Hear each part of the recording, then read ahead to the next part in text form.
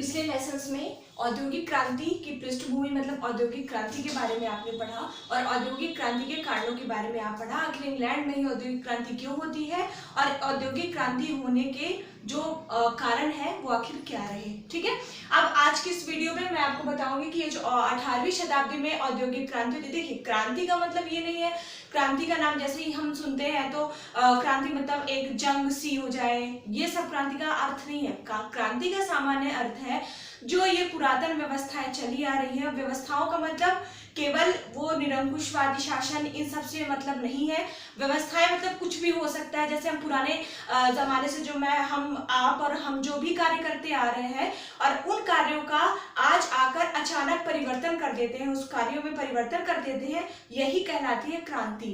ठीक है, तो जो व्यवस्थाएं चली आ रही है उसमें अचानक आमूलचूल क्या हो जाए, परिवर्तन हो जाए, यही कहलाती है क्रांति। क्रांति का मतलब किसी जंग या लड़ाई से नहीं है। ठीक है, तो इसी औद्योगिक क्रांति का मतलब क्या है कि जो इंग्लैंड में पहले से जो व्यवस्था चली आ रही थी, लघु कुटीर उद्योग, ओके, दस्तकारों द्वारा हाथ से निर्मित की जाती थी वस्तुएं अपने अपने घरों में। ठीक है, कम मात्रा में, कम पूंजी में बहुत सारी वस्तुएं तैयार की जाती थी और अचानक आके 18वीं शताब्दी में क्या होता है, इन सारी व्यवस्थाओं में अचानक परिवर्तन आ जाता है। बड़ी बड़ी मशीनों का उद्भव हो जाता है और इन उद्भव के कारण क्या होता है कि जो उत्पादित वस्तुएं हैं उनकी मात्रा में भारी वृद्धि देखी जाती है और जो दस्तकारी है, जो मजदूर वर्ग था, जो किसान वर्ग था, वो क्या हो जाता है, बेरोजगार हो जाता है। ठीक है, तो इसीलिए इसे कहा गया है औद्योगिक क्रांति। ठीक है, अब आज के इस वीडियो में मैं बताती हूँ आपको औद्योगिक क्रांति के आखिर क्या प्रभाव पड़े इंग्लैंड पर या पूरे विश्व पर। ठीक है, औद्योगिक क्रांति अगर देखा जाए तो विश्व इतिहास की बहुत महत्वपूर्ण घटना थी। 18वीं शताब्दी आते आते विश्व में इतनी महत्वपूर्ण घटना का होना कोई मामूली बात नहीं थी। उस जमाने में लोगों का जो सोच थी, इंग्लैंड वासियों की जो सोच थी, इतनी ज्यादा विकसित हो रही है। हाँ, हमें उनसे कई नकारात्मक प्रभाव भी हमारे देश में दिखाई पड़े, अन्य प्रदेशों में दिखाई पड़े, परंतु इनके लिए पर्सनल इंग्लैंड वासियों के लिए ये उनके लिए एक कोई क्रांति से कम नहीं था। उनके लिए बहुत ज्यादा सकारात्मक परिणाम दिखाई उनके लिए पड़ता है। ठीक है, इससे क्या होता है, औद्योगिक क्रांति से वही जो मैं बताया, पुरातन व्यवस्थाओं से चली जो कृषि की पद्धतियां थी उसमें चेंजेस किए गए। लोग जो थे, मजदूर जो थे, वो हाथों से, दस्तकारी जो थे वो अपने हाथों से वस्तुओं का निर्माण करते थे अपने घरों पर बैठ के ही।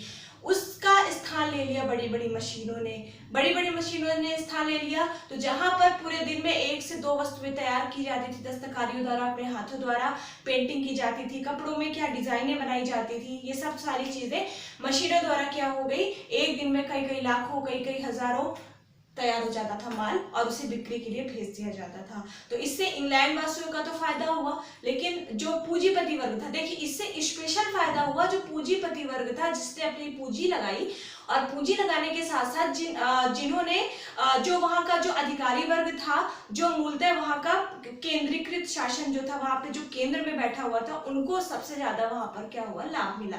जो सामान्य वर्ग के लोग थे, मजदूर, किसान वर्ग, जनसाधारण वर्ग, ये जो था, उनको उतना विशेष लाभ नहीं मिल पाया था क्योंकि उनके पास ना तो वहां पर निवेश करने के लिए पूंजी थी और न ही उपनिवेशों से जो भी लाभ प्राप्त हो रहा था उन पे कुछ लाभ उन्हें नहीं मिल रहा था। ठीक है, जो भी लाभ प्राप्त होता था ये सब उच्च वर्ग, अधिकारी वर्ग और जो वहां के मेन थे पूंजीपति वर्ग, केवल वही अपने, जैसे यहाँ पर अपने भारत में ईस्ट इंडिया कंपनी ने जो भी भारत द्वारा लाभ प्राप्त किए, आगे वो तो केवल व्यापार करने के उद्देश्य से आई थी और आगे करके यहाँ पर उसने अपना उपनिवेश स्थापित कर लिया। तो जो भी लाभ प्राप्त होता था वो ईस्ट इंडिया कंपनी के अधिकारियों तक ही सीमित था और उसका कुछ प्रतिशत जाता था इंग्लैंड की सरकार के पास। ठीक है, जो जनसाधारण था उनको कोई विशेष लाभ प्राप्त नहीं होता था। ऐसे ही कुछ औद्योगिक क्रांति में भी हुआ। ठीक है, अब हम देख लेते हैं मोटे मोटे तौर पर क्या प्रभाव हुआ। सबसे पहले तो यही हुआ, कारखाने पद्धति के आने से, कारखाना जो पद्धति आई, बड़ी बड़ी मशीनें स्थापित हुई। अब बड़ी बड़ी मशीनों की स्थापना के लिए क्या करना था, घरों में जैसे पहले चरखे और जो मतलब छोटी मोटी जो मशीनें क्या, जो हाथ से दस्तकारी करते थे, सुई धागे से लेके डिजाइनें बनाते थे और जो भी उनके पास औजार थे उनसे क्या करते थे, वो दस्तकार जो हस्तशिल्पकार थे वो अपना काम कर लेते थे और उन्हें रखने के लिए भी उनके घर में पर्याप्त जगह होती थी। लेकिन जैसे ही क्या औद्योगिक क्रांति हुई, बड़ी बड़ी मशीनों का निर्माण हुआ, बड़ी बड़ी मशीनों को रखने के लिए उनका घर की जगह उनके लिए पर्याप्त नहीं थी। वो केवल घर में रख के उन मशीनों को और उत्पादन नहीं कर सकते थे और उस मशीनों को रखने के लिए कारखानों की आवश्यकता हुई और कारखानों में वो बड़ी बड़ी मशीनें खरीदना जनसाधारण के लिए कोई छोटी बात नहीं थी। ये केवल उनके लिए मतलब वही खरीद सकते थे ये बड़ी बड़ी मशीनों को जिनके पास अत्यधिक पूंजी अर्थात पूंजीपति वर्ग। पूंजीपति वर्गों ने क्या किया, बड़ी बड़ी मशीनों का में अपना निवेश किया और कारखानों में स्थापित कर दिया अर्थात कारखाना पद्धति का उद्भव हो गया। इससे क्या होता है, जो दस्तकारी होते हैं, जो दस्तकार थे वो बहुत ज्यादा बेरोजगार हो जाते हैं और गरीब हो जाते हैं। तो इसका प्रभाव क्या लिखेंगे, सबसे पहला प्रभाव क्या हो जाएगा, कारखाना पद्धति का उद्भव और प्रभाव। देखिए मेरे से बहुत सारे लोगों ने बोला कि मैं क्वेश्चन आंसर बताऊं। मैं क्या क्वेश्चन आंसर बताऊं, मैं टॉपिक वाइज आपको सारे डाउट्स क्लियर कर रही हूँ। जैसे मैंने औद्योगिक क्रांति ही बताई, मैंने उसका डेफिनेशन बताई, मैंने उसका कारण बताया, मैंने उसका इस वीडियो में मैं आपको उसका प्रभाव बताऊंगी सॉरी। इससे ज्यादा क्वेश्चन शायद ही एग्जाम में बन सकते हैं यूपीएससी को छोड़कर। यूपीएससी में जो क्वेश्चन बनते हैं वो मैं आपको सारे वीडियोस के अंत में मैं क्वेश्चन जैसे ही मेरा वर्ड हिस्ट्री का लेसन खत्म हो जाएंगे सारे, मैं आपको क्वेश्चन देती जाऊंगी। मैं आज क्वेश्चन दूंगी और कल के वीडियो में आप मैं व्हाट्सएप ग्रुप बनाऊंगी, जो भी मैं आगे चल के बनाऊंगी, क्योंकि अभी मेरे पास इतना ज्यादा समय नहीं बचता है। तो आगे चल के मैं अगर व्हाट्सएप ग्रुप बनाऊंगी तो आप उसमें अपने क्वेश्चन सेंड करना और फिर उसके बाद अगले वीडियो में मैं आपको उस क्वेश्चन का आंसर लिख के बताऊंगी कि आखिर इसका आंसर क्या है यूपीएससी लेवल का, ठीक है। और अगर आप पीसीएस के लेवल का देख रहे हो तो पीसीएस के लेवल के लिए इतने क्वेश्चन काफी है। अब मैं उसमें लिख के कि क्वेश्चन नंबर 1 इसका आंसर ऐसे नहीं बता सकती क्योंकि समय बहुत कम है, ठीक है। तो मैं आपको क्या आएगा, पीसीएस में क्या क्वेश्चन है, औद्योगिक क्रांति के प्रभावों की विवेचना कीजिए। तो आप उसका आशय बताइए, औद्योगिक क्रांति थी क्या और इसके प्रभाव निम्नलिखित है, ये सब बता दीजिए आप। और फिर मैं टॉपिक आपको जो है हेडिंग में आपको करवा देती हूँ। हेडिंग के अंदर जो उसका डिस्क्रिप्शन होता है वो भी मैं आपको यही अपनी तरफ से तो ऐसा ही कोशिश करती हूँ कि वो चीज आपको अच्छे से समझ में आ जाए, आपको रटने की जरूरत ना पड़े, ठीक है। अगर मैं आपको क्वेश्चन आंसर लिखवा भी दूंगी तो आप उसे ज्यादा से ज्यादा रटने की कोशिश करोगे और रटोगे तो वो चीज आपको कल भूल जाएगी। इसलिए मैं हेडिंग बता देती हूँ आपको और हेडिंग के अंदर जो डिस्क्रिप्शन है वो मैं आपको अच्छे से बता देती हूँ, तो आप अच्छे से उसको फॉर्मेटिंग करके लिख लो अगर आपको क्वेश्चन आंसर फॉर्म में लिखना है तो। और यदि आपको पूरा चैप्टर वाइज लिखना है कि औद्योगिक क्रांति, इसके कारण, इसके प्रभाव और विश्व पर इसका क्या प्रभाव पड़ा, तो ये सारी चीजें तो आप अलग से कॉपी में लिख सकते हो। लेकिन वही चीज आप अगर क्वेश्चन आंसर के फॉर्म में लिखना चाहो तो आसानी से लिख सकते हो, ठीक है। तो मैं यहाँ पर हेडिंग के फॉर्म में बताऊंगी, क्वेश्चन आंसर के फॉर्म में नहीं बता रही हूँ और कोई जरूरत भी नहीं है अलग से क्वेश्चन आंसर बताने की। बस प्रभाव मैंने बता दिया तो आप लिख लो औद्योगिक क्रांति के क्या प्रभाव है और ये आपका बन गया क्वेश्चन और उसका आंसर जो मैं अभी आपको बताऊंगी वो आप अपने आंसर में लिख लीजिए, ठीक है। तो परेशान होने की जरूरत नहीं है इसके लिए और आप अपने से इसको लिख सकते हैं ताकि आपको याद रहे। क्वेश्चन आंसर के फॉर्म में अगर मैं लिखवा भी दूंगी तो आपको वो चीजें याद नहीं रहेंगी, ठीक है। तो हम चलते हैं। तो इसका प्रभाव जो है, इसका पहला प्रभाव क्या हो जाएगा,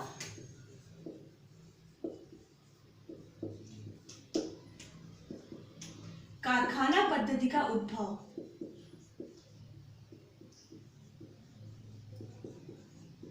कारखाना पद्धति का उद्भव एवं विकास, ठीक है। अब इसके अंदर डिस्क्रिप्शन में आप क्या लिखेंगे, मैंने बताया ही कि जो औद्योगिक क्रांति से पूर्व जब मशीनों का उद्भव नहीं हुआ था तब जो शिल्पीकार थे, हस्तशिल्पीकार, जो दस्तकार थे, वे कम पूंजी की मात्रा में ही, मतलब कम, उनके पास पूंजी का तो अभाव था ही पहले से, तो कम पूंजी के अभाव में भी वे छोटी छोटी वस्तुओं को संग्रहित कर और वस्तुओं का डिजाइने जो भी बनाते थे अपने हाथों से उनका निर्माण करते थे। लेकिन जैसे 18वीं शताब्दी में औद्योगिक क्रांति संपन्न होती है, बड़ी बड़ी मशीनों का उद्भव हो जाता है, तो उन दस्तकारियों का स्थान किसने ले लिया, बड़ी बड़ी मशीनों ने ले लिया। अब इन बड़ी बड़ी मशीनों को रखने के लिए ना तो उनके पास, दस्तकारियों के पास पूंजी थी और ना ही उनके पास उनके घरों में इतनी जगह थी कि वे बड़ी मशीनों की स्थापना कर पाए। अर्थात कारखाना पद्धति का उद्भव हुआ जिससे क्या, जो दस्तकारी थे वे बेरोजगार होते चले गए, ठीक है, ये चीज लिखना है अब आपको। अब मैं जो बोली हूँ वो आपको समझ में आ गया होगा। अब अपने आप समझ के अकॉर्डिंग अपने शब्दों में आप उसे लिख लीजिए। देखिए जब तक अपने आप मैं बोलती हूँ आपको लगता होगा, कई सारे लोगों ने बोला कि मैम जो आप हिंदी बोलते हो वो बहुत ज्यादा टफ होती है। देखिए मैंने एक चीज नोटिस की है, मैंने खुद पे नोटिस की थी ये चीजें। मुझे भी इतनी हिंदी नहीं आती थी, ठीक है, मतलब जो वर्ड्स है मैं लिखने भी बैठती थी अगर पहले, तो मुझे वर्ड्स, नए नए वर्ड्स मुझे आ नहीं पाते थे। धीरे धीरे मेरे अंदर वर्ड्स आने लगे हैं, और वो भी कैसे आने लगे हैं, जैसे आप मुझे सुन रहे हो, आप मेरे वीडियो लेक्चर अगर रोज सुनते हो और मेरे जो नए शब्द हैं वो आपके दिमाग में बैठते जाएंगे। आप एक बार ये एनालाइज करना कि जब आप मेरे लेक्चर्स को सुनते हो, मेरे लेक्चर्स को सुनने के बाद आप 1 घंटे 2 घंटे बाद जब आप कोई भी काम कर रहे हो, आप मेरे लेक्चर्स को भूल गए कि हाँ मैंने सुना था, लेकिन फिर भी आपके माइंड में मेरी जो कही गई जो वर्ड्स थे वो कहीं ना कहीं आपके माइंड में क्लिक करेंगे और वो चीजें आपको बैठती जाएंगी माइंड में, ठीक है। तो ये चीजें सुनते सुनते याद होती है। तो मुझे भी कोई मतलब अलग से कोई मैंने भरा नहीं अपने अंदर कि मैंने इतने टफ वर्ड्स भरे हुए हैं, धीरे धीरे वो चीजें आती है। और इसीलिए मैं आपके साथ वो वर्ड्स साझा भी करती हूँ ताकि आपकी भी जो वैकल्ट्री है हिंदी की वो आपकी वैकल्ट्री सही हो जाए, ठीक है। तो आपको परेशान होने की जरूरत नहीं कि इतने टफ वर्ड्स कैसे होंगे, वो धीरे धीरे आते हैं। और आप जो भी मैं बोल रही हूँ, ठीक है, आप उसको जहन में बैठा रहे हो नहीं बैठा रहे हो, इससे कोई फर्क नहीं पड़ता इतना ज्यादा, लेकिन आप खुद के अंदर सीखने की एक लालसा रखो कि हमें मुझे अच्छे वर्ड्स। देखिए अगर आपको आईएएस या पीसीएस एग्जाम क्वालिफाई करना, अगर आप हिंदी मीडियम से हो तो आपको कई सारे अच्छे वर्ड्स आपको पता होने चाहिए। तभी देखिए जो नॉर्मल वर्ड्स है, कोई व्यक्ति पीसीएस मेंस लिख रहा है, यूपीएससी मेंस लिख रहा है, तो नो डाउट उनके अंदर ज्ञान होगा। औद्योगिक क्रांति से कोई क्वेश्चन आ रहा है, नो डाउट उन्होंने औद्योगिक क्रांति पढ़ी होगी। मतलब जिसने भी प्री क्वालिफाई किया है तो वो सीरियस कैंडिडेट होगा, तभी वो मेंस एग्जाम दे रहा है, कुछ को छोड़कर, ठीक है। तो उससे क्या होता है कि हर व्यक्ति वह क्वेश्चन अटेम्प्ट करता है, लेकिन किसी को कम मार्क्स मिलते हैं तो किसी को ज्यादा मार्क्स मिलते हैं। क्यों मिलते हैं? उसके शब्दों के कारण, उसकी लिखावट के कारण। तो एग्जाम्स में लिखने का और आपके शब्दों का बहुत ज्यादा प्रभाव पड़ता है। इसलिए अभी से अपनी जो हिंदी की लिखने की जो क्षमता है, स्पीड तो बढ़ाएंगे ही, अपने नए नए शब्दों को लेकर आइए। अब इतने भी ज्यादा टफ शब्द मत लाइए कि सामने वाले को समझ में ना आए कि कहाँ से ला दिया अपने से जोड़ता बोल के, ऐसा कुछ नहीं करेंगे। जो नॉर्मल शब्द हैं, जो प्रशासनिक उसमें यूज होते हैं, आपके कार्यालयों में यूज होते हैं, कम से कम उतने शब्द तो आप लाए ही, ठीक है। ये सब धीरे धीरे आएंगे, कोई परेशान होने की जरूरत नहीं है। बस शर्त ये है कि अपने अंदर आप हमेशा सीखने की इच्छा रखिए। जरूरी नहीं है कि कोई छोटा बच्चा है अगर आपको कुछ बोल रहा है तो आप अपने मन में सोचिए ये क्या सिखाएगा मुझे, ऐसा नहीं। आप हर किसी से, एक छोटे से छोटा बच्चा भी आपको कुछ ना कुछ सिखा सकता है। तो आप हर किसी से सीखने की कोशिश किया करें और बहुत जल्दी सारी चीजें आने लगेंगी, बशर्ते सीखने की कोशिश किया करें, बहुत ज्यादा इंपॉर्टेंट है, ठीक है। तो कारखाना पद्धति का उद्भव और ये विकास, ये आपको समझ में आ गया होगा। फिर आगे चल के क्या होता है, मैंने आपको बताया था कृषि क्रांति के पश्चात जो मजदूर वर्ग था, ग्रामीण जो मजदूर वर्ग था, वो बेरोजगार हो जाता है और बेरोजगारी का आलम इतना ज्यादा हो जाता है कि वह ग्रामीण परिवेश को छोड़कर शहरी परिवेश में क्या होता है, स्थानांतरित होता है। गांव से शहरों की ओर। अब गांवों में ही देख लीजिए, अपने भारत में ही देख लीजिए, गांवों में अगर क्या रोजगार नहीं मिलता है, ठीक है, उन्हें मजदूरी नहीं मिलती, तो लोग शहरों की ओर पलायित होते हैं। और शहरों की ओर भी पलायन के पश्चात आप देखे होंगे झुग्गी झोपड़ी कई जगह जगह बनी होती है, फ्लाईओवर्स के नीचे वो अपनी रातें गुजारते हैं। तो ऐसा ही कुछ हुआ, वहां पर बहुत बड़ी जनसंख्या क्या हो गई, गांवों से शहरों की ओर बढ़ गई, क्योंकि उद्योगों में भी उनको जगह मिल रही थी। हालांकि जो जगह मिल रही थी वो बहुत अल्प, उन्हें जो सैलरी दी जा रही थी वो बहुत कम मात्रा में दी जा रही थी, लेकिन फिर भी उनके लिए उतना ही काफी था उनको अपना पेट चलाने के लिए। तो जैसे ही शहरों की ओर भीड़ बढ़ती है, शहर क्या हो जाता है, जैसे इंग्लैंड ही था, तो वो जो शहर है वो भीड़ से एकदम, उनकी जो गलियां थी वो भीड़ से भर जाती है।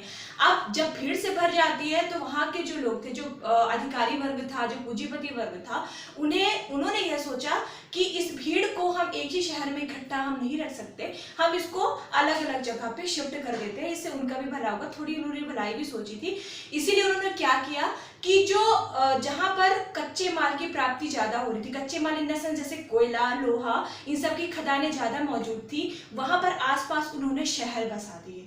शहर क्यों बसाए? क्योंकि देखिए, अगर कोयला लोहा आप यहाँ से निकालोगे और उसको दूर भेजने में, जैसे इंग्लैंड से कुछ बहुत ज्यादा दूरी पर अगर आपको एक खदान प्राप्त हुई, अब उस खदान से कच्चे माल की प्राप्ति कर उसे ले जाने में यातायात में बहुत ज्यादा खर्च वहन करना पड़ जाएगा।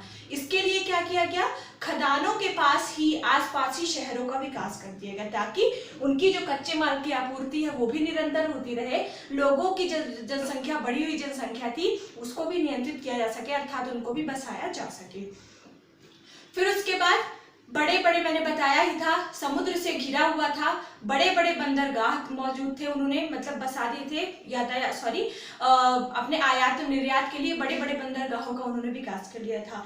उन बंदरगाहों के पास भी उन्होंने क्या कर लिया, शहरों का विकास कर लिया। इससे क्या हुआ, औद्योगिक क्रांति के कारण, हम मोटे मोटे तौर पर कह सकते हैं औद्योगिक क्रांति के कारण शहरीकरण का विकास होता है, शहरीकरण तेजी से बढ़ता है। तो आप सेकेंड पॉइंट क्या लिखेंगे, शहरीकरण।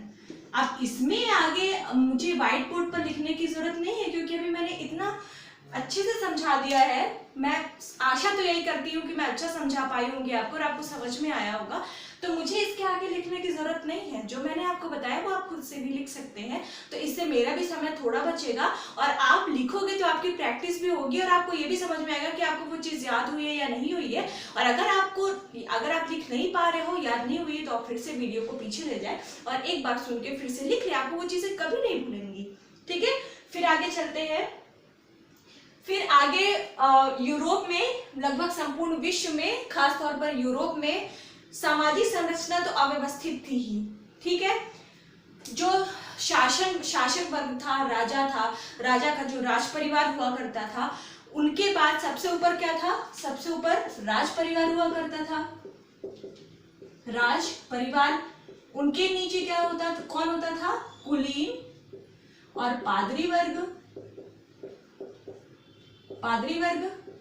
और फिर इनके नीचे क्या हुआ, कौन हुआ करते थे, जनसाधारण वर्ग।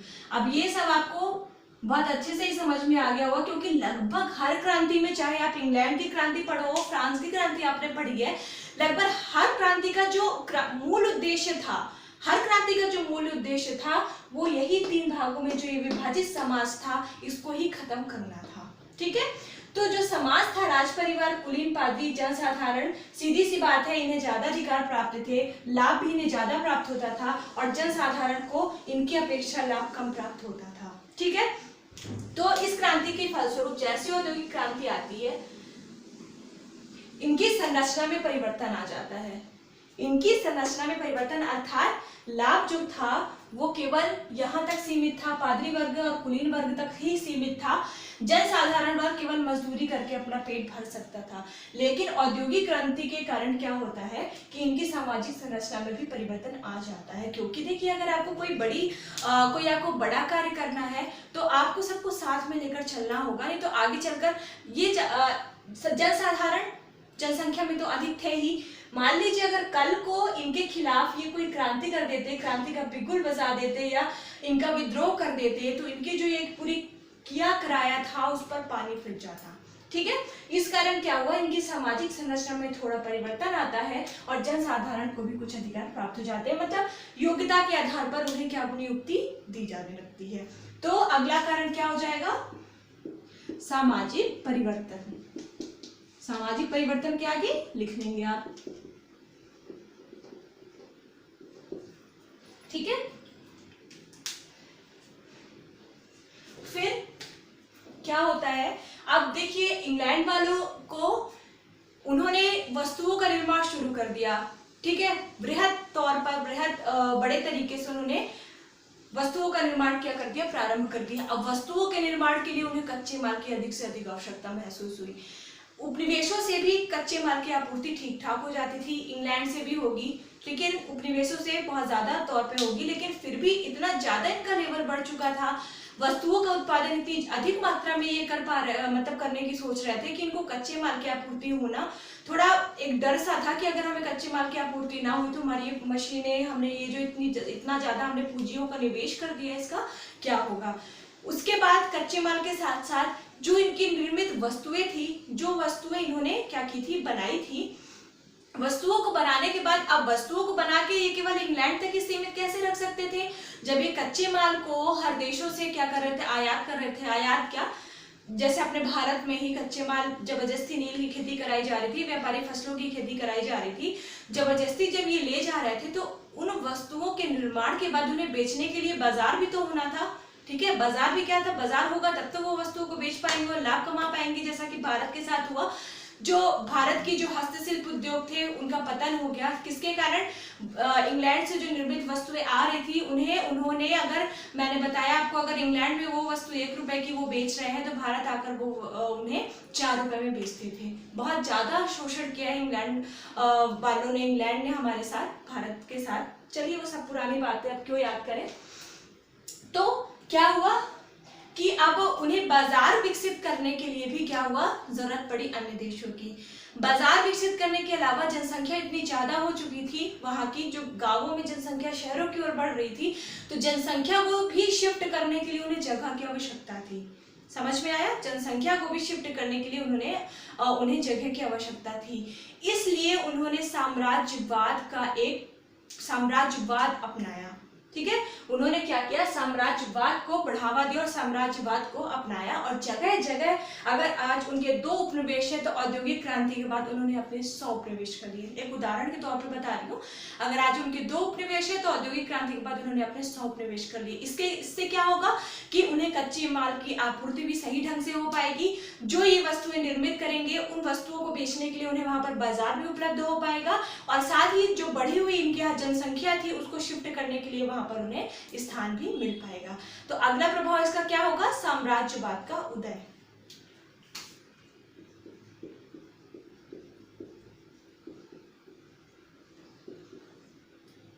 साम्राज्यवाद का उदय, ठीक है, समझ में आ गया होगा आपको। फिर उसके बाद क्या हुआ, अब देखिए मशीनें, जो बड़ी बड़ी मशीनें हैं, कारखानों का निर्माण है, ये कौन कर सकता था। हम भारत में ही अगर हम सोचें कि हम कोई कपड़े बनाने का कारखाना या शुगर मिल, कुछ भी, हम एग्जांपल शुगर मिल हमको खोलनी है, अब उसके लिए हमें सबसे पहले क्या चाहिए होगा, हम उसके लिए सबसे पहले हमें भूमि चाहिए होगी। भूमि से भी पहले हमारे पास पूंजी होना बहुत जरूरी है। पूंजी होगी तो हम उसके लिए भूमि खरीदेंगे, कारखाना तैयार करवाएंगे, मशीनें खरीदेंगे, मशीनों के साथ साथ लेबर, जो मजदूर वहां पर काम करेंगे, उन्हें भी हमें अपॉइंट करना पड़ेगा। ठीक है, तो इतने बड़े स्तर पर यहाँ पर उत्पादन शुरू हो गया था, उसके लिए उन्हें क्या करना पड़ा, सबसे पहले क्या जरूरी था, पूंजी होना जरूरी था। पूंजी होने के बाद जब वस्तुओं का निर्माण तेजी से होने लगा, और वह क्या हुआ, अब देखिए मैंने पूंजी लगाई है, एग्जाम्पल मैंने पूंजी लगाई है, तो पूंजी लगाने के बाद सबसे पहले जो भी लाभ की प्राप्ति होगी, शुगर मिल से जो भी लाभ की प्राप्ति होगी, तो सबसे पहले मैं अपनी क्या करूंगी, जो मैंने पूंजी लगाई सबसे पहले मैं वो रखूंगी, और उसके बाद भी जो लाभ प्राप्त होगा तो मैं यही कहूंगी कि पूंजी मैंने लगाई थी तो इसका लाभ किसे मिलना चाहिए, हमें मिलना चाहिए। इस कारण क्या हुआ, उपनिवेशों से बड़े स्तर पर उन्हें लाभ प्राप्त हुआ, और लाभ प्राप्त होने से एक बड़ा पूंजीपति वर्ग क्या हुआ, सामने आया। जो मजदूर वर्ग था बेचारा, जो कारखानों में काम कर रहे थे, लेबर्स, तो उन्होंने तो पूंजी लगाई नहीं थी, उन्हें केवल उनका मेहनताना मिलता था, और जो लाभ, बड़े स्तर पर जो लाभ मिल रहा था वो किसे मिल रहा था, पूंजीपतियों को मिल रहा था। तो इससे क्या हुआ, एक बड़े पूंजीपति वर्ग का क्या होता है, उदय होता है। तो अगला प्रभाव क्या हो जाएगा आपका, पूंजीपतियों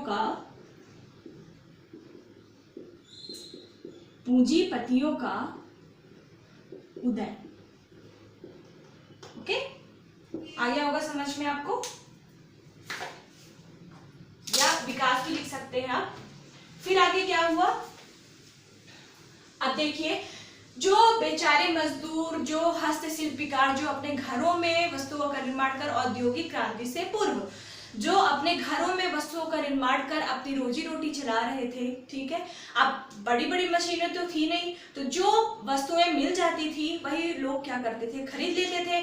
अब मशीनें आ गई, मशीनों के, देखिए मशीनों की अपेक्षा जो हाथ से कारीगरी की जाती है वो वस्तुएं थोड़ा ज्यादा महंगी हो जाती है। जैसा कि अपने भारत में था कि जब हस्तशिल्पियों का पतन होने से पूर्व, जब बाजार उन्होंने स्थापित नहीं किया था, उस टाइम पर क्या था कि जो वस्तुएं हाथ से निर्मित थी उनका मूल्य थोड़ा ज्यादा होता था, क्योंकि मेहनत उसमें ज्यादा लगती थी। हाथ से जरी कढ़ाई करना बहुत ज्यादा मेहनत है। आज भी देखिए जो हाथ से निर्मित साड़ियां होंगी उन साड़ियों की अपेक्षा जो कारखानों में निर्मित साड़ियां हैं वो सस्ती मिलेंगी आपको। इस कारण क्या हुआ, लोग अगर कोई मजदूर बनाता भी था तो लोग क्या करते थे, उसे खरीदने में कतराते थे, क्योंकि वो महंगी थी। मशीनों की वस्तुएं क्या थी, सस्ती थी। इससे क्या हुआ कि श्रमिक जो थे, जो काम कर रहे थे, उनके आगे सामने कठिनाइयां उत्पन्न हो गई, उन्हें कठिनाइयों का सामना करना पड़ा।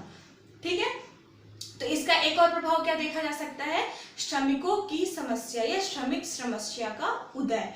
यही समस्या थी कि उन्हें बेरोजगारी का सामना करना पड़ा, भुखमरी का सामना करना पड़ा, उनकी वस्तुएं बिकती नहीं थी। और अगर पहले मतलब बिकने की तो बात ही दूसरी है, उसका पूरा जो स्थान था, पूरा उसका जो स्थानांतरण था वो मशीनों द्वारा ही हो गया था। तो इसका एक प्रभाव लिख सकते हैं, श्रमिक समस्या। और उसके अलावा भी एक और समस्या थी इनके साथ कि वही जो पूंजीपति वर्ग, जो वर्ग क्या करता था, पूंजी लगाता था और बड़ी मात्रा में लाभ अर्जित करके वो जो लाभ था वो स्वयं के पास रखता था। श्रमिकों को केवल उनका मेहनताना दिया जाता था, 1 दिन 2 दिन जो भी वहां पर फिक्स होता था। श्रमिकों को केवल उनका मेहनताना मिल पाता था, मतलब वो रोज रोज का केवल अपना भरण पोषण कर पाते थे।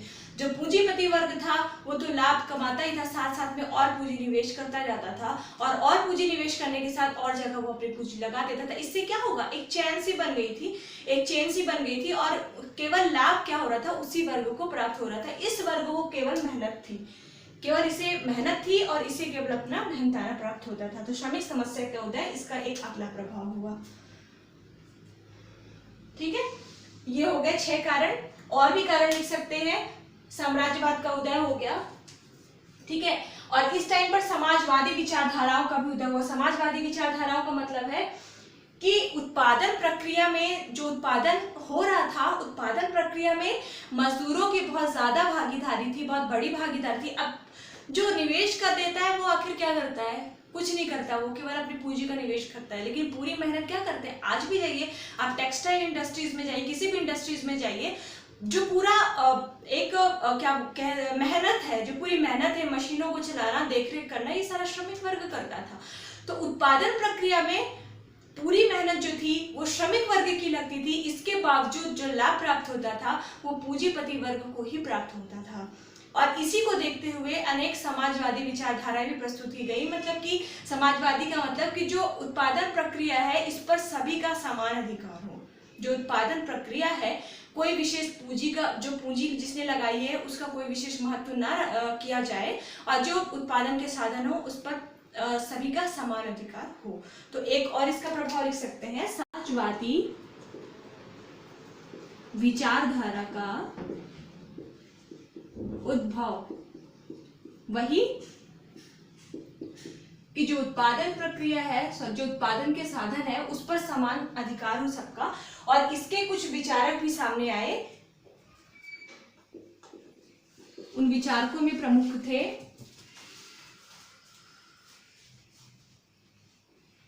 Robert Owen, Saint Simon